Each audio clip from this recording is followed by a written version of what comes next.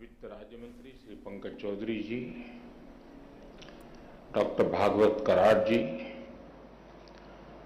RBI governor Shri Shaktikanta Das ji,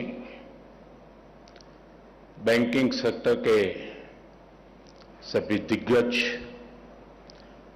भारतीय उद्योग जगत के सभी सम्मानित साथी, कार्यक्रम में जुड़े सभी अन्य महानुभाव, देवी और सज्जनों, मैं जब से यहां आया हूं, जो कुछ भी सुना उसमें विश्वास ही विश्वास नजर आ रहा है।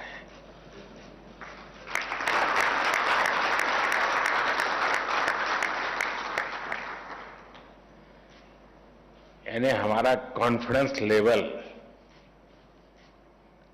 इतना वाइब्रेंट हो, ये अपने आप में बहुत बड़ी संभावनाओं को संकल्प में परिवर्तित करते हैं और सब मिलकर के चले तो संकल्प को सिद्धि प्राप्त करने में मैं नहीं मानता हूं कि देर लगेगी। किसी भी देश की विकास यात्रा में एक ऐसा समय आता है जब वो देश नई छलांग के लिए नए संकल्प लेता है और फिर पूरे राष्ट्र की शक्ति उन संकल्पों को प्राप्त करने में जुट जाती है। अब आजादी का आंदोलन तो बहुत लंबा चला था।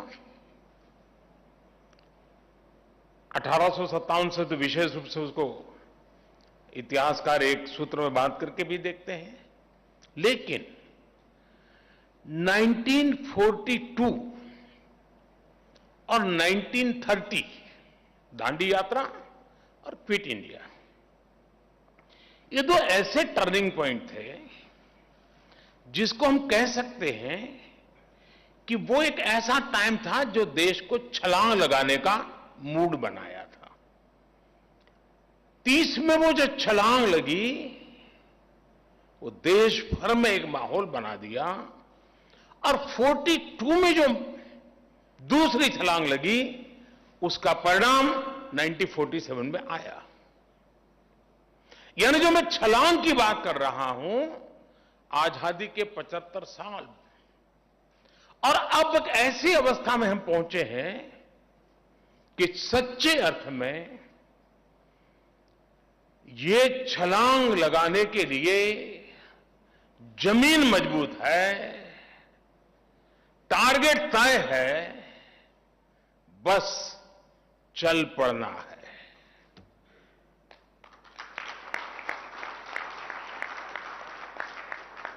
और मैंने लाल किले से कहा था, 15 अगस्त को कहा था, यही समय है, सही समय है।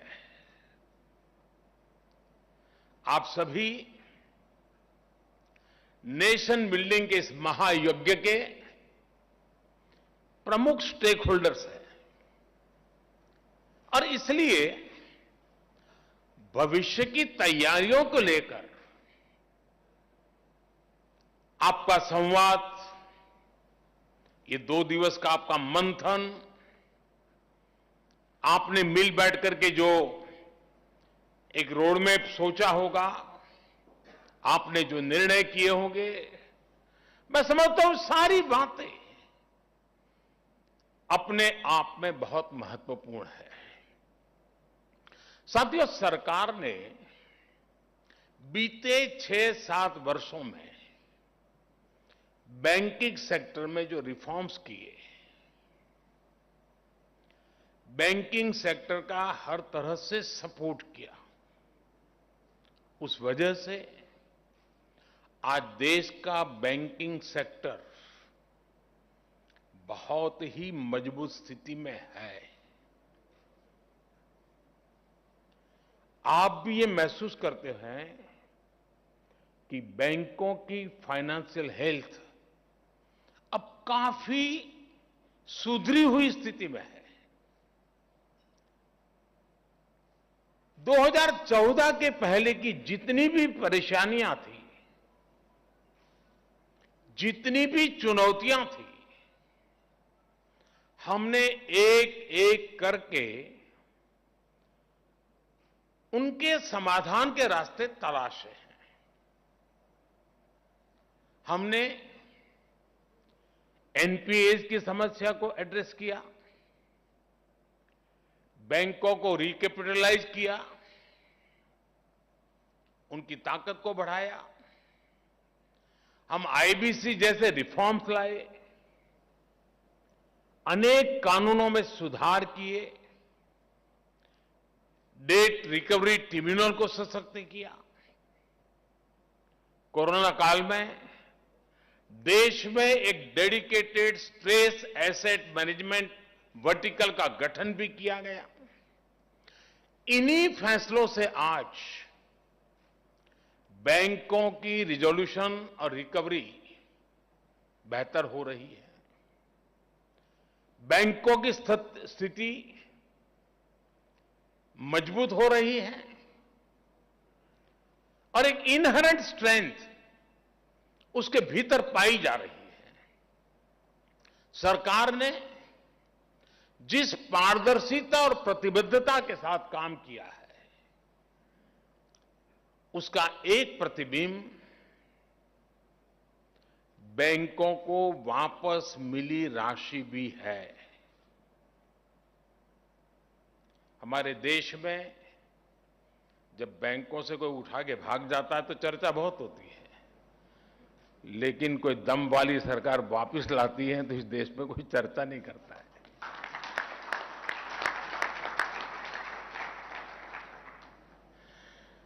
पहले की सरकारों के समय जो लाखों करोड़ रुपए फंसाए गए थे, उनमें से 5 लाख करोड़ रुपए से अधिक की रिकवरी की जा चुकी है। हो सकता है आप उस लेवल के लोग बैठे हैं, आपको 5 लाख करोड़ बहुत बड़ा नहीं लगता होगा,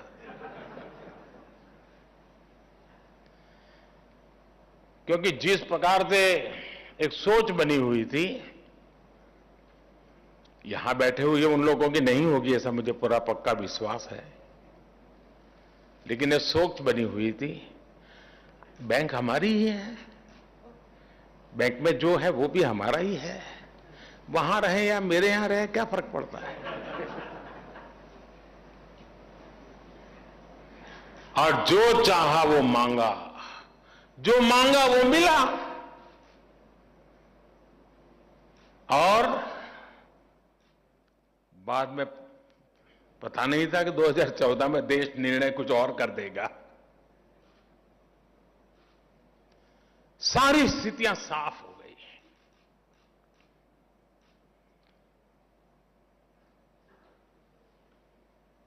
साथियों, जो ये पैसे वापस लेने वाला हमारी कोशिश है, नीतियों का भी आधार लिया है, कानून का भी आधार लिया है, डिप्लोमेटिक चैनल का भी उपयोग किया है, और मैसेज भी बहुत साफ है कि यही एक रास्ता है, लौट आइए। और ये प्रक्रिया आज भी चल रही है। नेशनल एसेट रिकंस्ट्रक्शन कंपनी, इसके गठन से और 30,000 करोड़ रुपए से अधिक की सरकारी गारंटी से भी लगभग 2 लाख करोड़ रुपए के स्ट्रेस एसेट आने वाले समय में रिजॉल्व होने का अनुमान है। हम सभी ये भी देख रहे हैं कि पब्लिक सेक्टर बैंकों के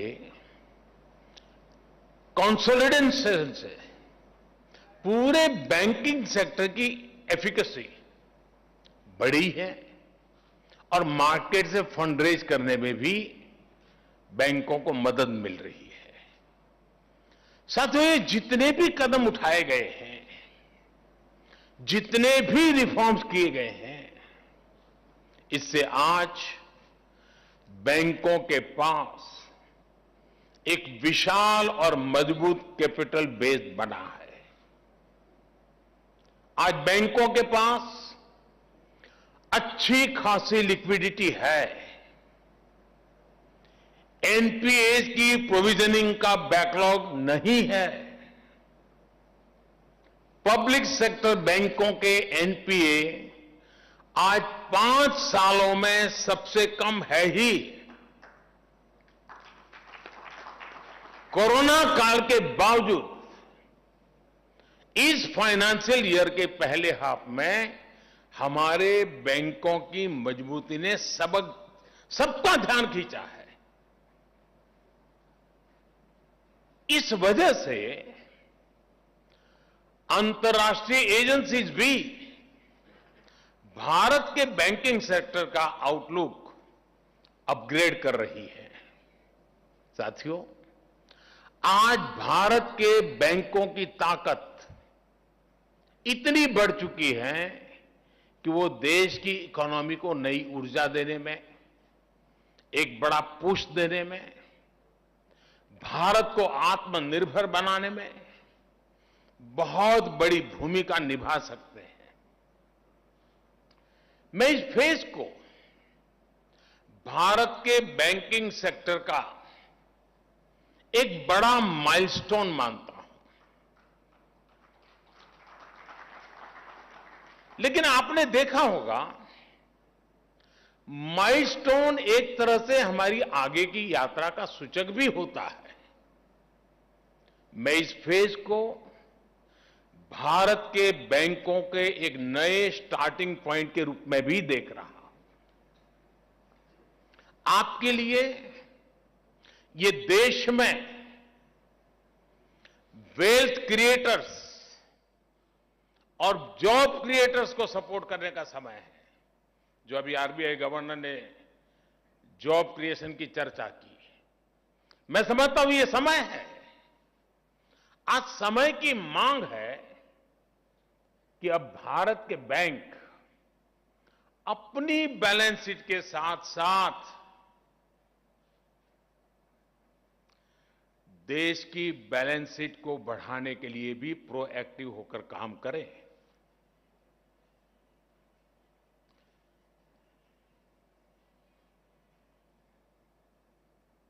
कस्टमर आपके पास आपकी ब्रांच में आए, ये इंतजार मत कीजिए। आपके कस्टमर की, कंपनी की, एमएसएमईज की जरूरतों को एनालाइज करके उनके पास जाना होगा, उनके लिए कस्टमाइज सॉल्यूशन देने होंगे। जैसे मैं उदाहरण देता हूं कि उत्तर प्रदेश के बुंदेलखंड इलाके में और तमिलनाडु में 2 डिफेंस कॉरिडोर बने। अब सरकार तेजी से वहां काम कर रही है। क्या उस कॉरिडोर के आसपास जुड़ी हुई जितनी बैंक ब्रांचेज है, क्या कभी उनको आपने बुलाया, उनसे मीटिंग की कि भाई डिफेंस कॉरिडोर बन रहा है, मतलब एक पूरा डिफेंस का नया सेक्टर यहां आ रहा है, बैंक प्रोएक्टिवली क्या कर सकती है? डिफेंस कॉरिडोर आने से ये चीज आने की संभावना है। कौन कौन कैप्टन्स हैं जो इसमें आएंगे, कौन छोटे चेन होंगे, एमएसएमईज होंगे जो इसकी सपोर्ट सिस्टम में आएंगे। इसके लिए हमारा बैंक का अप्रोच क्या होगा, प्रोएक्टिव अप्रोच क्या होगा, हमारी अलग अलग बैंकों के बीच में कंपटीशन कैसे होगी, द बेस्ट सर्विसेज कौन देता है। तब तो जाकर के भारत सरकार ने जिस डिफेंस कॉरिडोर की कल्पना की है उसको धरती पर उतारने में विलंब नहीं लगेगा। लेकिन ठीक है भाई, सरकार ने डिफेंस कॉरिडोर बनाया है, लेकिन मेरा तो उसी पर ध्यान है। क्यों? और 20 साल से हमारा एक वेल सेटल्ड क्लाइंट है, चल रही है गाड़ी, बैंक भी चल रही है, उसका भी चल रहा है, हो गया। तो इससे होने वाला नहीं है। साथियों, आप अप्रूवर हैं और आपने सामने वाला एप्लीकेंट है। आप दाता है और सामने वाला याचक। इस भावना को छोड़कर अब बैंकों को पार्टनरशिप का मॉडल अपनाना होगा। जैसे अब बैंक ब्रांच के स्तर पर ये लक्ष्य तय किया जा सकता है कि वो अपने क्षेत्र के 10 नए युवाओं या 10 लघु उद्यमियों के साथ मिलकर उनका व्यापार बढ़ाने में मदद करेगी। मैं जब स्कूल में पढ़ता था, उस जमाने में बैंकों का राष्ट्रीयकरण नहीं हुआ था और उस समय मुझे बराबर याद है, साल में कम से कम 2 बार बैंक के लोग हमारे स्कूल में आते थे, स्कूल में। और बैंक में खाता क्यों खोलना चाहिए, छोटे छोटे बच्चों को गल्ला दे करके उसमें पैसा क्यों बचाना चाहिए, ये समझाते थे। क्योंकि तब वो सरकारीकरण नहीं हुआ था। तब आपको लगता था कि ये मेरी बैंक है, मुझे इसकी चिंता करनी है। एक कंपटीशन भी थी और बैंकिंग यानी फाइनेंशियल वर्ल्ड का बैंकिंग सेक्टर की आम सामान्य मानवीय को एक ट्रेनिंग भी जरूरी थी। सभी बैंकों ने काम किया है। राष्ट्रीयकरण होने के बाद शायद मिजाज बदला है, लेकिन 2014 में बैंक की इस शक्ति को मैंने पहचान करके जब उनको आह्वान किया कि मुझे जनधन अकाउंट का मूवमेंट खड़ा करना है, मुझे गरीब की झोपड़ी तक जाकर के उसको बैंक खाते खुलवाने हैं। जब मैं मेरे अफसरों से बात कर रहा था तो बहुत विश्वास का माहौल नहीं बनता था। आशंकाएं रहती थी कि यार ये कैसे होगा। तो मैं कहता था, भाई एक जमाना था कि बैंक के लोग स्कूल में आते थे, तय तो करो। इतना बड़ा देश और सिर्फ 40% लोग बैंक से जुड़े हो, 60% बाहर हो, ऐसा कैसे हो सकता है। खैर बात चल पड़ी और यही बैंकिंग सेक्टर के लोग, राष्ट्रीयकरण हो चुकी बैंकों के लोग, जो बड़े बड़े उद्योगपतियों के साथ ही बैठने की आदत बन चुके थे, वो लोग जब देश के सामने एक लक्ष्य रखा कि हमें जनधन अकाउंट खोलना है, मैं आज गर्व के साथ सभी बैंकों का उल्लेख करना चाहूंगा, सभी बैंकों के हर छोटे मोटे मुलाजिम का उल्लेख करना चाहूंगा जिन्होंने इस सपने को साकार किया और जनधन अकाउंट फाइनेंशियल इंक्लूजन की दुनिया में दुनिया के सामने एक बेहतरीन उदाहरण बन गया। ये आप ही के तो पुरुषार्थ हुआ है। और मैं मानता हूं कि प्रधानमंत्री जनधन जो मिशन निकला, वो बीज बोया था तो 2014 में, लेकिन आज इस कठिन से कठिन कालखंड में दुनिया डगमगाई, भारत का गरीब टिका रहा क्योंकि जनधन अकाउंट की ताकत थी। जिन जिन बैंक के कर्मचारियों ने जनधन अकाउंट खोलने के लिए मेहनत की है, गरीब की झोपड़ी में जाता था बैंक का बाबू, कोट पैंट टाई पहने हुए व्यक्ति गरीब के घर के सामने खड़े रहते थे। उस समय तो शायद लगा होगा सरकार का एक कार्यक्रम, लेकिन मैं कहता हूं कि जिन्होंने इस काम को किया है, इस पैंडेमिक के कालखंड में जो गरीब भूखा नहीं सोया है, उसका पुण्य उन बैंक के लोगों के खाते में जाता है।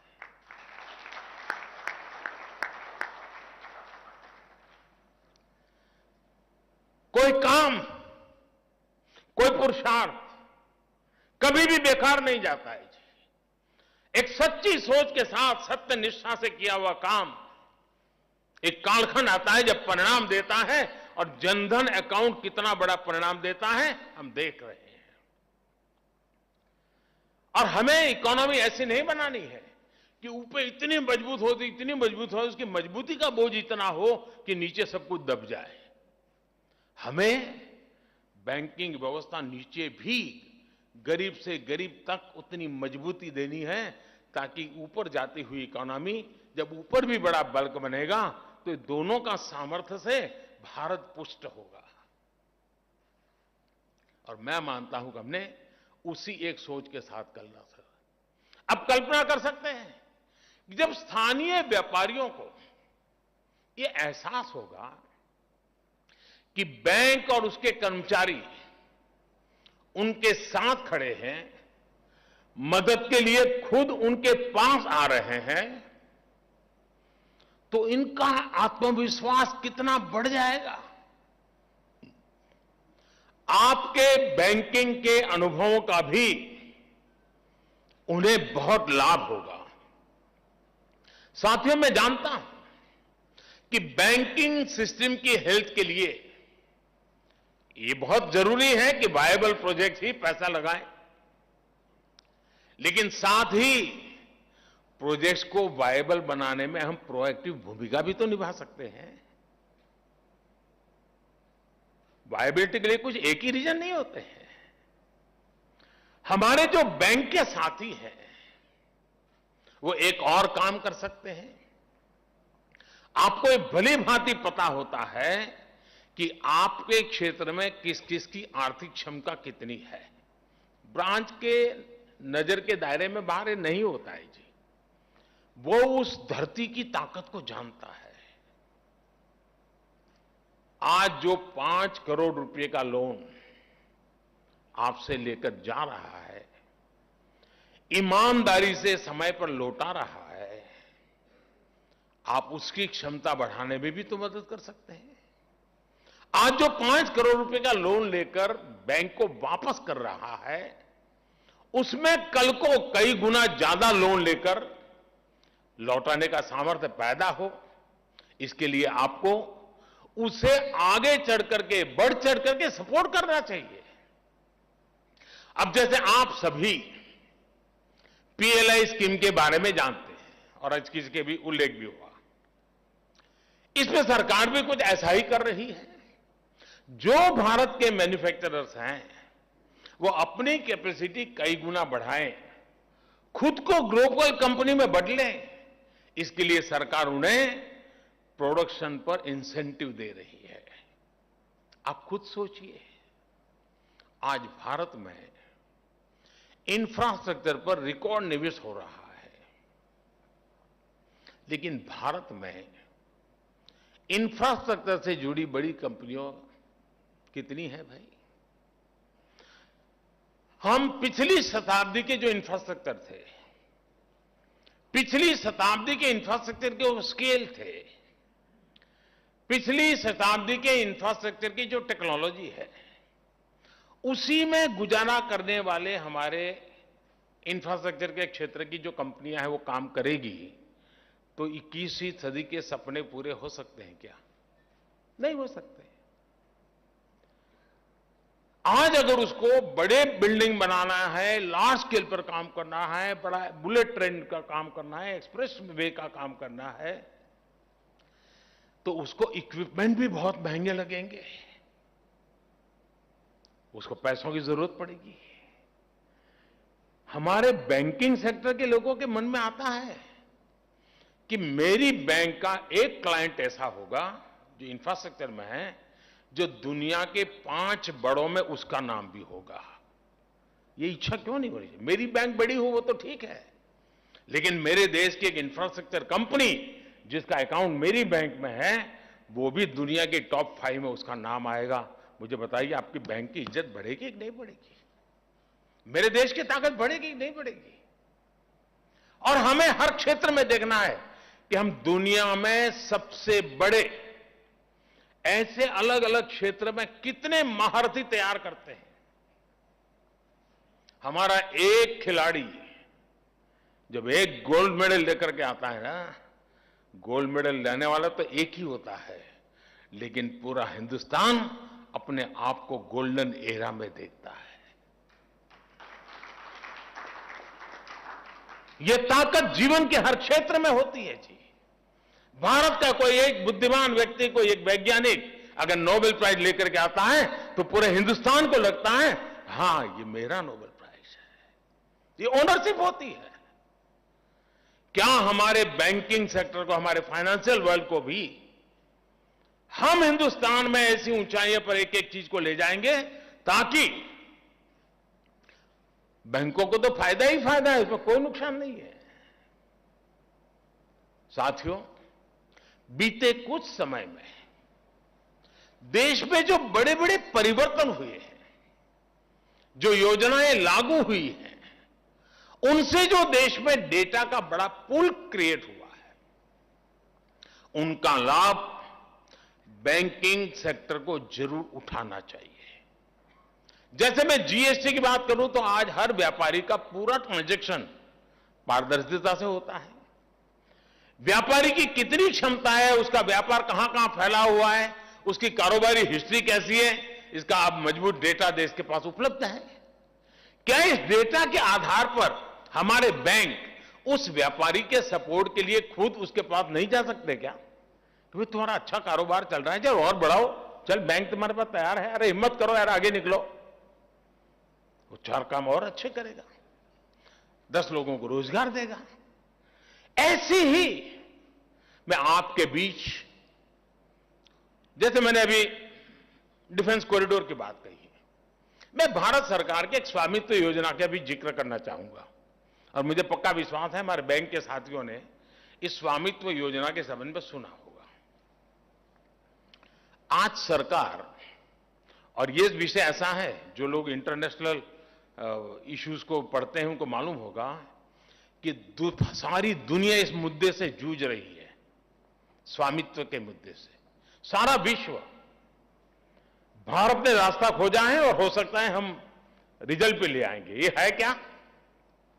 आज सरकार टेक्नोलॉजी की मदद से, ड्रोन से मैपिंग कराकर देश के गांव-गांव में लोगों को प्रॉपर्टी की ऑनरशिप के पेपर दे रही है।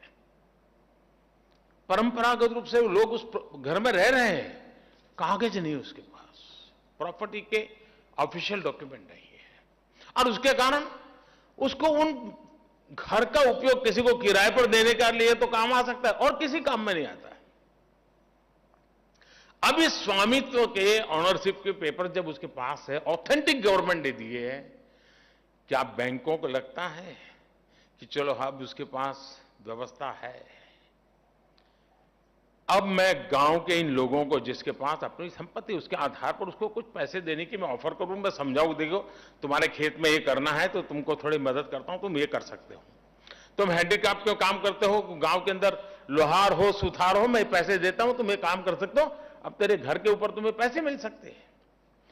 देखिए, ऑनरशिप के पेपर्स बनने के बाद बैंकों के लिए गांव के लोगों को, गांव के युवाओं को कर्ज देना अब और सुरक्षित हो जाएगा। लेकिन मैं ये भी कहूंगा कि जब बैंकों की वित्तीय सुरक्षा बढ़ी है तो बैंकों को भी गांव के लोगों को सपोर्ट करने के लिए खुद आगे बढ़कर के आना होगा। अभी आवश्यक है, हमारे देश में एग्रीकल्चर सेक्टर में इन्वेस्टमेंट बहुत कम होता है। कॉर्पोरेट वर्ल्ड का इन्वेस्टमेंट तो करीब करीब न के बराबर है, जबकि फूड प्रोसेसिंग के लिए बहुत संभावना है, दुनिया में बहुत बड़ा मार्केट है।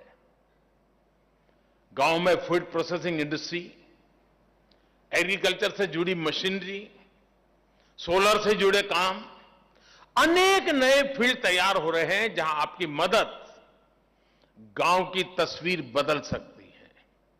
इसी तरह एक और उदाहरण स्वनिधि योजना का भी है। प्रधानमंत्री स्वनिधि योजना की वजह से हमारे जो रेहड़ी पटरी वाले भाई और बहन हैं, पहली बार बैंकिंग सिस्टम से जुड़े हैं। अब उनकी भी डिजिटल हिस्ट्री बन रही है। बैंकों को इसका लाभ उठाते हुए ऐसे साथियों की मदद के लिए और ज्यादा आगे आना चाहिए। और मैंने बैंकों से भी आग्रह कहा है और मेरे यहां अर्बन मिनिस्ट्री को भी आग्रह कहा है और मैंने सभी मेयर्स को भी आग्रह किया है कि आपके नगर के अंदर ये जो रेहड़ी पटरी वाले हैं उनको मोबाइल फोन पर डिजिटल ट्रांजैक्शन सिखाइए। वो थोक में माल लेगा वो भी डिजिटली लेगा, वो बिक्री करेगा तो भी डिजिटली करेगा। और ये सब कोई मुश्किल काम नहीं, हिंदुस्तान ने करके दिखाया है। अब तो उसकी अपनी हिस्ट्री तैयार होगी। आज उसको 50,000 दिया है, कल आप उसको 80,000 दे सकते हैं, परसों 1.5 लाख रुपए दे सकते हैं। उसका कारोबार बढ़ता चले जाएगा। वो ज्यादा सामान खरीदेगा, ज्यादा सामान बेचेगा। एक गांव में कर रहा तो 3 गांव में करना शुरू कर देगा। साथियों, आज जब देश फाइनेंशियल इंक्लूजन पर इतनी मेहनत कर रहा है, तब नागरिकों के प्रोडक्टिव पोटेंशियल को अनलॉक करना बहुत जरूरी है। और मैं अनलॉक करना यहां 3-4 बार सुन चुका हूं।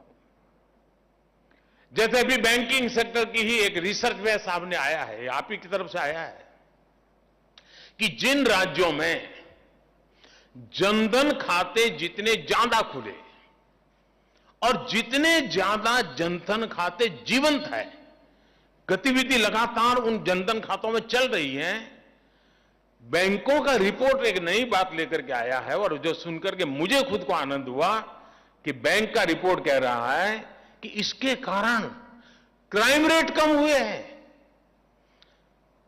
यानी बैंक वाले ने कभी सोचा नहीं होगा कि मैं पुलिस का भी काम कर रहा हूं, लेकिन बाय प्रोडक्ट है। एक हेल्दी सोसाइटी का एटमॉस्फेयर क्रिएट हो रहा है। एक जनधन अकाउंट किसी को क्राइम की दुनिया से बाहर ले आता है, इससे बड़ा जिंदगी का पुण्य क्या होता है दोस्तों? इससे बड़ी समाज की सेवा क्या होती है? यानी बैंकों का जब स्थानीय लोगों से कनेक्ट बढ़ा, जब लोगों के लिए बैंकों के दरवाजे खुले, तो इसका प्रभाव लोगों के जीवन जीने के तरीके पर भी आया। बैंकिंग सेक्टर की इस ताकत को समझते हुए ही मैं समझता हूं कि हमारे बैंकिंग सेक्टर के साथियों को आगे बढ़ना है। मैं जानता हूं यहां जो लोग बैठे हैं उनसे संबंधित बातें मैं नहीं बोल रहा हूं, क्योंकि यहां जो प्रतिनिधि आए थे उन्होंने अपनी बात बताई, मैं दूसरों का प्रतिनिधित्व की बात बता रहा हूं। लेकिन करने वाले बैंकिंग सेक्टर के हैं, इसलिए मेरी सारी बातचीत का सेंटर पॉइंट मेरा बैंकिंग सेक्टर है, उसके लीडर्स हैं। पब्लिक बैंक हो या प्राइवेट सेक्टर के बैंक, जितना हम नागरिकों में इन्वेस्ट करेंगे उतना ही नए रोजगार का निर्माण होगा, उतना ही देश के युवाओं को, महिलाओं को, मध्यम वर्ग को लाभ होगा। साथियों, हमने आत्मनिर्भर भारत अभियान के दौरान जो ऐतिहासिक रिफॉर्म्स किए, उन्होंने देश में नई संभावनाओं के द्वार खोले हैं। आज कॉरपोरेट्स और स्टार्टअप्स जिस स्केल पर आगे आ रहे हैं वो अभूतपूर्व है। ऐसे में भारत की एस्पिरेशंस को मजबूत करने का, फंड करने का, उनमें इन्वेस्ट करने का इससे बेहतरीन समय क्या हो सकता है दोस्तों? भारत में, और ये बात हमारे बैंकिंग सेक्टर को भी समझना ही होगा, भारत में ये आइडियाज पर इन्वेस्टमेंट का दौर है। स्टार्टअप्स को सपोर्ट करने का दौर है। स्टार्टअप मूल में एक आइडिया होता है। आप उसको पूछने जाओगे एसेट क्या है, फलाना, कुछ नहीं होता है, आइडिया होता है। साथियों, आपके पास रिसोर्स की कोई कमी नहीं है, आपके पास डेटा की कोई कमी नहीं है। आप जो रिफॉर्म चाहते थे वो सरकार ने किया भी है और आगे भी करती रहेगी। अब आपको राष्ट्रीय संकल्पों के साथ, राष्ट्रीय लक्ष्यों के साथ खुद को जोड़कर आगे चलना है।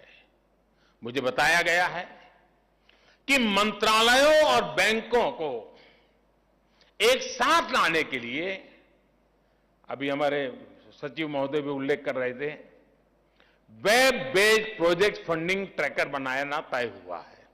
अच्छी बात है, काफी सुविधा बढ़ेगी उसके कारण। लेकिन मेरा उसमें एक सुझाव है, यह प्रयास अच्छा है, लेकिन क्या यह बेहतर नहीं हो सकता है कि हम गति शक्ति पोर्टल में ही एक इंटरफेस के तौर पर इस नए इनिशिएटिव को जोड़ दें। आजादी के इस अमृत काल में भारत का बैंकिंग सेक्टर बिग थिंकिंग और इनोवेटिव अप्रोच के साथ आगे बढ़ेगा। साथियों, एक और विषय है जिसमें अगर हम देर करेंगे तो हम पीछे रह जाएंगे, और वो है फिनटेक। भारत के लोगों की हर नई चीज को एडॉप्ट करने की जो ताकत है ना, वो अद्भुत है जी। आज आपने देखा होगा कि फ्रूट बेचने वाले, सब्जी बेचने, क्यूआर कोड लगा करके बैठते हैं और कहते हैं यहां पैसे दो। मंदिरों में भी डोनेशन वाले क्यूआर कोड लगा दीजिए, चलेगा। मतलब कि फिनटेक की तरफ एक वातावरण बना है। क्या हम तय कर सकते हैं, और मैं तो चाहता हूं रेगुलर कंपटीशन का एक वातावरण बने कि हर बैंक ब्रांच एटलीस्ट 100, ज्यादा मैं नहीं कह रहा हूं, 100% डिजिटल ट्रांजैक्शन वाले क्लाइंट होंगे और टॉप में से होंगे। ऐसा नहीं कि भी कोई 1000-2000 रुपये वाला आया और उसको आपने वैसे 100 जो बड़े बड़े हैं 100% वो डिजिटली करेगा। जो भी कारोबार करेगा ऑनलाइन डिजिटली करेगा। दुनिया का सबसे बड़ा मजबूत हमारे पास यूपीआई प्लेटफॉर्म है जी। हम क्यों नहीं करते हैं जी? अब हम ये सोचे, हमारे बैंकिंग सेक्टर में पहले क्या स्थिति थी? क्लाइंट आते थे, फिर हम एक टोकन देते थे, फिर वो नोटे लेके आता था, 4 बार गिनते थे, यूं यूं करते रहते थे, फिर दूसरा भी गिन करके वेरीफाई करता था, फिर सही नोट है गलत नोट है उसमें दिमाग खपाते थे। यानी एक क्लाइंट 20 मिनट, 25 मिनट, आधे घंटे से बड़ी मुश्किल से जाता था। आज मशीन काम कर रहा है, नोट भी मशीन गिन रहा है, सारे काम मशीन कर रहे हैं। तो वहां तो आपको टेक्नोलॉजी का बड़ा मजा आता है, लेकिन आप अभी भी, हम डिजिटल ट्रांजैक्शन इस विषय को किस बात के लिए संकोच करते मैं समझ नहीं पा रहा हूं जी। नफा या घाटा, उसी के तराजू से इस मिशन को मत सोचिए दोस्तों। ये जो छलांग लगाने का कालखंड है ना, उसमें फिनटेक भी एक बहुत बड़ी पटरी है, जिस पटरी से गाड़ी दौड़ने वाली है। और इसलिए मेरा आग्रह है, हर बैंक ब्रांच कम से कम 100, ये आजादी के अमृत महोत्सव में इसको हम साकार करके रहें कि 2022-15 अगस्त के पहले इस देश में एक भी बैंक की ब्रांच नहीं होगी जिसमें कम से कम 100 ऐसे क्लाइंट नहीं होंगे जो 100% अपना कारोबार, लेन देन डिजिटली न करते हो। अब देखिए बदलाव आपको पता चलेगा। जनधन ने जो ताकत का आपको अनुभव करवाया है, उससे अनेक गुना ताकत की अनुभूति ये छोटे छोटे सामर्थ्य से दिखेगी। हमने देखा है विमेन सेल्फ हेल्प ग्रुप, मुझे लंबे समय तक राज्य में सेवा करने का मौका मिला, तो हम हर साल बैंक के लोगों के साथ बैठते थे और इशू रिजॉल्व करना, कुछ आगे का सोचना, चर्चाएं करते थे। और मैंने अनुभव किया कि एक बात के लिए सभी बैंक बड़े गौरव से एक बात कहते थे, और वो कहते थे, साहब विमेन सेल्फ हेल्प ग्रुप को हम पैसे देते हैं, समय से पहले लौटाते हैं, पूरा का पूरा लौटा देते हैं, हमें कभी चिंता नहीं रहती है। जब आपका इतना बढ़िया पॉजिटिव एक्सपीरियंस है तो इसको बल देने के लिए आपकी प्रोएक्टिव कोई योजना है क्या? हमारे विमेन सेल्फ हेल्प ग्रुप के पोटेंशियल इतना ज्यादा है जी। हमारा इकोनॉमी का ग्रास रूट लेवल का एक बहुत बड़ा ड्राइविंग फोर्स वो बन सकते हैं। मैंने बड़े बड़े लोगों की बात नहीं की है, मैंने छोटे छोटे लोगों की बात की है कि मुझे पता है कि धरती पर फाइनेंस की आधुनिक व्यवस्थाएं सामान्य नागरिक की आर्थिक मजबूती का बहुत बड़ा आधार बन सकती है। मैं चाहता हूं इस नई सोच के साथ, नए संकल्प के साथ छलांग लगाने का मौका है ही है, जमीन तैयार है दोस्तों। और सबसे बड़ी बात जिसकी मैं बार बार कह चुका हूं, बैंक वालों को 50 बार कह चुका हूं, मैं आपके साथ हूं।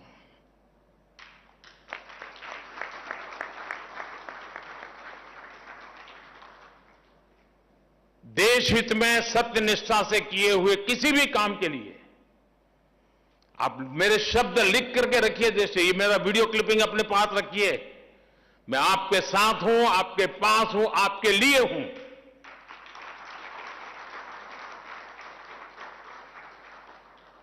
सत्यनिष्ठा से, प्रामाणिकता से देश हित के लिए काम में कभी गलतियां भी होती हैं। अगर ऐसी कोई कठिनाई आती है तो मैं दीवार बन करके खड़े रहने के लिए तैयार हूं। लेकिन